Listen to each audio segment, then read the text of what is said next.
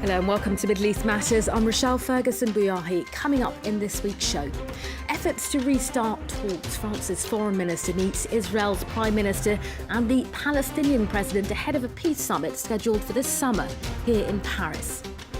Risking life and limb, one Syrian man swims across the sea to Sweden in search of a better life. Plus we explore Zoroastrianism, a religion founded in Iran. Its followers, though, are calling for more recognition. The French Foreign Minister Jean-Marc Ayrault travelled to Jerusalem this week to meet both Israel's Prime Minister Benjamin Netanyahu and the Palestinian President Mahmoud Abbas in Ramallah. Ayrault's visit comes ahead of a peace process summit which was scheduled to take place in Paris on May 30th, but has since been postponed owing to the US's top diplomat John Kerry being unavailable. Well, the aim of the summit is to find a solution to the long-running Israeli-Palestinian conflict. France 24's Ellen Gainsford explains. Relaunching the peace process.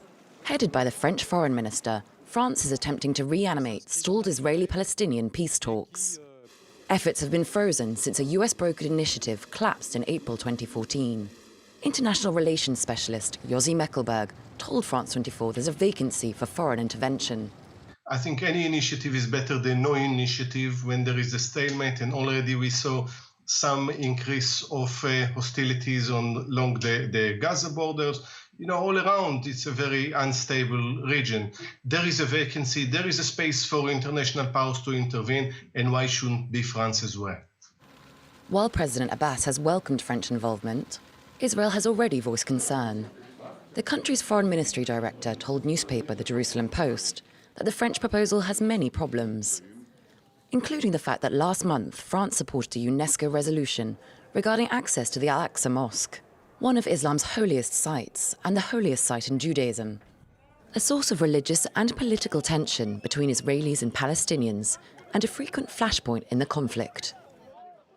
France's diplomatic efforts come following the worst flare-up of violence in the Gaza Strip for 2 years.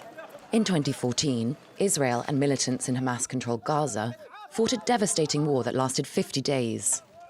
Paris will hold an international ministerial meeting to lay the groundwork for a new round of peace talks. In this next report, we look at a young Syrian man who risked his life to reach Sweden from his war-torn homeland. 21-year-old Amir Mehtr decided to swim to safety across the Aegean Sea. Against all odds, he made it and now works as a translator and interpreter in Sweden. France 24's Mariam Saab reports. Amir Mehtr risked life and limb to reach Sweden from war-torn Syria. With no money to pay boat smugglers for safe passage, Amir swam, stroke by stroke, across the perilous waters of the Aegean Sea. Propelled by sheer desperation, he and a group of friends made the marathon journey from Turkey to the Greek island of Samos. We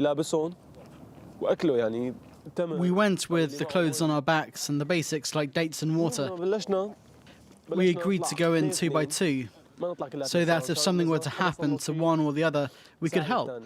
But once we were in the water, we split up because of the waves and wind. It was every man for himself. Surveying the waters, Turkish boat patrols, evading detention, another of the journey's hazards. The first thing that hit is the terror. Mostly we were just scared, afraid of being spotted. We were constantly looking over our shoulders to see if the police were there. Once you're in the water, you don't see what's around you. The water's overwhelming. Amir underwent vigorous training to prepare his body and mind for the challenge. Each week he would swim laps at Damascus's Olympic pool, a regime familiar to the ex-swimmer who once trained with the Syrian national swimming team. Only this time he hoped to go unnoticed, swimming laps under the banner of Bashar al-Assad. When a raid hit close to home, Amir fled to Beirut. There on the Lebanese coast with his brother, he put his stroke to the test. We used to swim here. We would dive from here and climb up to the top of the rock. A few months later, Amir was determined to take the next step. He said goodbye to his family and returned to Turkey. He spoke to me. He told me, I'm going to swim. Do you want anything? Because I may never be able to talk to you again. It was very difficult. No one would want harm to come to his brother. 7 hours later, it was all over. The moment captured by this photo. Arms lifted in the pose of a man who'd battled against the odds and won. We saw death in front of our eyes 3 times. Why? Unimaginable fatigue. When we were climbing out of the water and onto the rocks, we were on our last legs. I didn't feel human. I could barely lift my arms. Despite treading solid ground in Sweden, memories of those hours drifting between life and death in the brutal waters of the Aegean continue to crash down on the safe haven Amir so longed to reach. Next, Zoroastrianism was founded in Iran and figures amongst the world's oldest religions, even predating Islam. Its followers, though, are now regarded as a minority in the Islamic Republic. Most live in the Iranian city of Yazd, but often say they want more recognition. Mark Thompson, Miriam Pirzadeh and Mahmoud Hamedi report. Among the last of its kind anywhere in the world, this Zoroastrian fire temple in Yazd is a place of worship and increasingly a popular tourist destination. It's home to the Atash Beram, the fire of victory, which has burned for over 1,500 years, a centerpiece of the world's oldest monotheistic religion.